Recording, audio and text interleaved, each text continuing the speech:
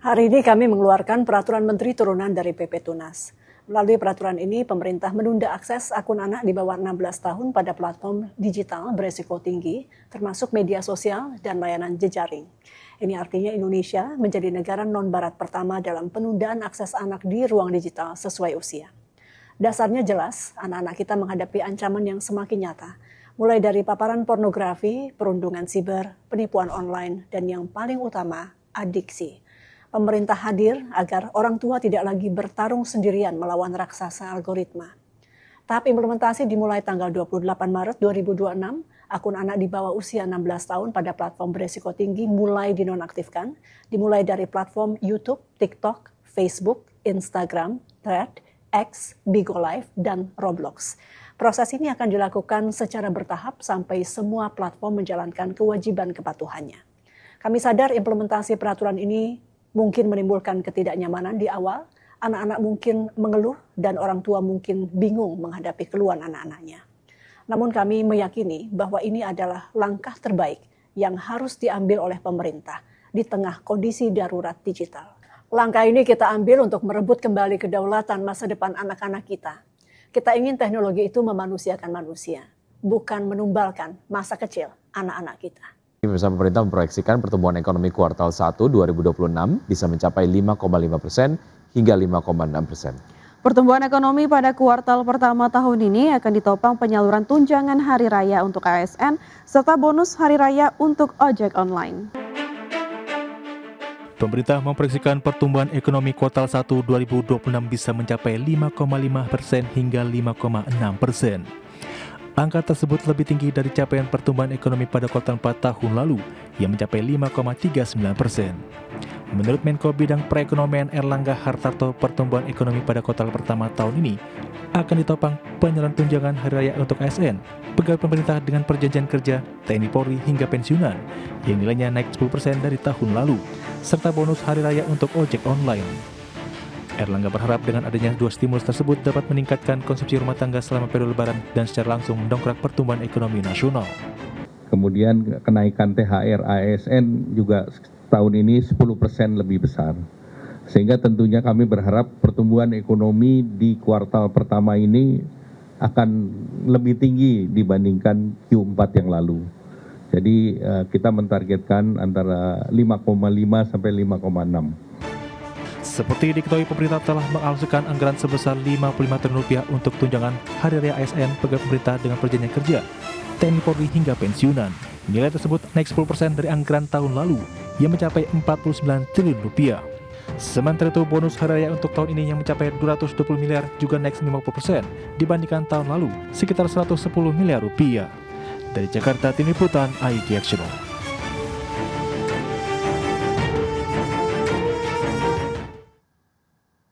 Ya, Menteri Keuangan Purbaya Yudisadewo memastikan anggaran pendapatan dan belanja negara atau APBN masih kuat dalam menghadapi dampak konflik Amerika Serikat dan Israel dengan Iran. Ya, Menteri Keuangan Purbaya Yudisadewo mengatakan bahwa pengumpulan pajak pada Januari hingga Februari tumbuh mencapai 30%.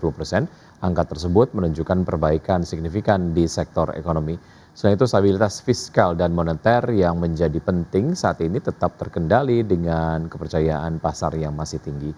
Sementara terkait dengan potensi kenaikan harga minyak dunia, Purbaya memastikan kenaikan harga minyak saat ini yang menembus $90 Amerika per barel masih dapat ditanggung oleh keuangan negara. Namun demikian, pemerintah telah menyiapkan berbagai langkah antisipatif seperti menyiapkan realokasi anggaran, menjaga stok energi nasional tetap aman, serta memastikan kebijakan subsidi tetap tepat sasaran agar beban fiskal tidak meningkat secara tidak terkendali. Kan channelnya pasti melalui ekspor ataupun melalui harga minyak. Harga minyak udah naik mereka di 80 ya. Kita udah hitung sampai 92 pun kita masih bisa kendalikan anggarannya, jadi nggak ada masalah. Berarti tidak ada kekhawatiran dari Anda, Pak? Enggak, kita bisa adjust, kita bisa atur. Tapi langkah antisipasi yang disiapkan ada nggak? Iya. Oh, kalau impor makin parah kan harganya mahal ya. Kan akan menekan defisit. Ya kita pastikan aja pertama tax collection kita, pengumpulan pajak kita sama cukai nggak ada yang bocor, itu udah mengurangi tekanan ke defisit. Nanti kalau lebih bagus, itu udah lebih bagus, kita lihat dampaknya seperti apa. Baru kita hitung langkah-langkah yang perlu kita lakukan. Ya, sementara itu Kamar Dagang dan Industri Indonesia memastikan keberlangsungan ekonomi di sektor dunia usaha tetap terjaga dan berkelanjutan. Pasalnya menurut Ketua Umum Kamar Dagang dan Industri Indonesia atau Kadin, Anindya Bakri, kondisi global sedang bergejolak dapat mempengaruhi produktivitas industri segala sektor. Untuk itu, Kadin berharap pemerintah dan dunia usaha swasta terus melakukan akselerasi pertumbuhan di semua sektor potensi perekonomian nasional, termasuk terus memperkuat daya saing industri dan memperluas akses lapangan pekerjaan baru. Ketua Umum Kadin ini optimis bahwa Indonesia bisa melewati tantangan geopolitik dan geoekonomi akibat perang Amerika Serikat Israel terhadap Iran, yang langsung berdampak terhadap lonjakan harga minyak dunia. Dari dunia usaha tentunya kami kompak sesama dunia usaha untuk menenangkan para konstituen kita untuk bisa menjaga tentunya lapangan kerja, itu yang paling penting, dan juga memberikan kepercayaan kepada para pengusaha baik yang besar, menengah maupun kecil bahwa kondisi ekonomi bersama pemerintah kita jaga sebaik mungkin. Mungkin itu yang paling penting ya, karena kita lihat di satu sisi tentunya kita mesti menjaga semua pertumbuhan lah, dari pertumbuhan, inflasi, tapi lain sisi juga istilahnya dana interbank itu masih ada. Nah, tinggal bagaimana menyalurkannya dengan baik. Saya rasa sih seperti itu, kita dengarkan dulu ya. Ya, berikutnya Indonesia secara keseluruhan telah mencapai swasembada beras, ayam, dan telur. Ya, selain itu Indonesia juga memiliki kapasitas produksi yang kuat. Dalam acara pelepasan ekspor 545 ton produk unggas senilai 18,2 miliar rupiah ke Singapura, Jepang, dan Timor Leste, Menteri Pertanian Andi Amran Sulaiman menegaskan posisi industri perunggasan nasional yang tidak hanya telah swasembada ayam dan telur, tetapi juga mulai memperluas ekspansi ke pasar global. Menurutnya, kini Indonesia telah mencapai swasembada beras, ayam, dan telur, serta memiliki kapasitas produksi yang kuat.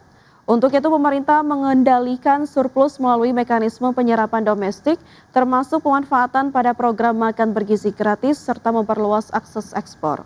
Langkah ini dilakukan agar keseimbangan pasokan dan harga tetap terjaga, di mana capaian ekspor produk unggas sebanyak 545 ton dengan nilai 18,2 miliar rupiah tersebut diharapkan menjadi bagian dari akselerasi ekspor komoditas peternakan yang selama ini dinilai memiliki daya saing tinggi. Sekarang ini kita sudah swasembada telur, ayam, beras, dan seterusnya. Nah, ini kita dorong ekspor ke negara-negara lain. Ini telur, ini semua olahan ayam dan telur. Nilai sekarang totalnya berapa nilai? 18 miliar. Tapi ini terus menerus. Ini hari ini aja terus kita ekspor.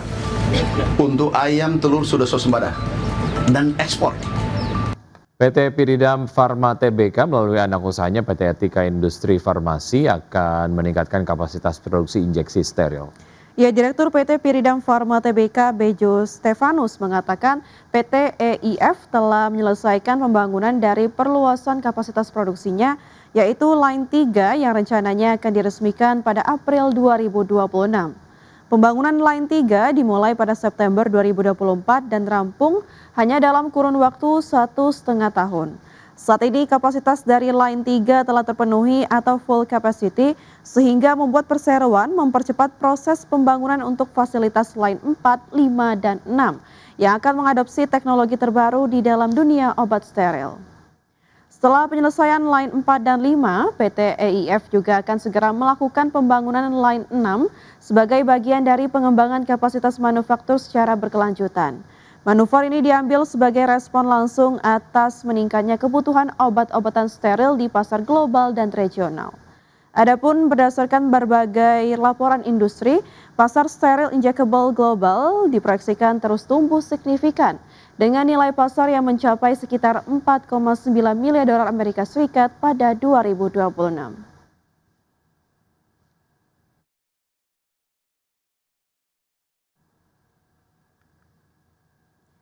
Pemirsa, laba bersih emiten batubara PT Bayan Resources Tbk atau BIAN turun pada akhir tahun 2025.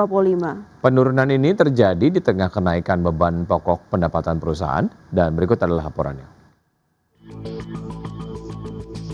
PT Bayan Resources Tbk mencatatkan penurunan kinerja keuangan sepanjang tahun 2025.